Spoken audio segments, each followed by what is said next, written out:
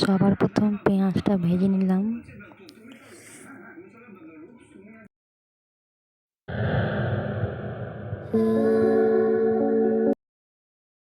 সব বাটা মশলাগুলো দিয়ে দিলাম, দিয়ে এবার কষিয়ে নিলাম।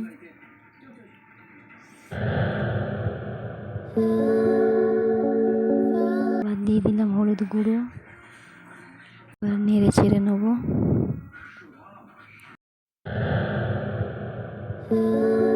এবার দিয়ে দেবো টমেটো কুচি আর নুন দিয়ে কষিয়ে নেবো।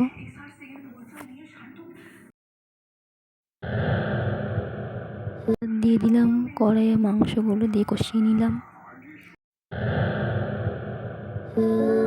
এবার দিয়ে দিলাম ধনে গুঁড়ো,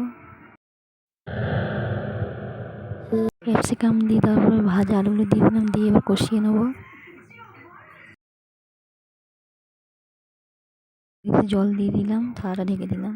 আমার রান্না এবার কমপ্লিট প্রায়। এই আলু রান্নাটা কেমন হচ্ছে প্লিজ কমেন্ট করে জানাবেন।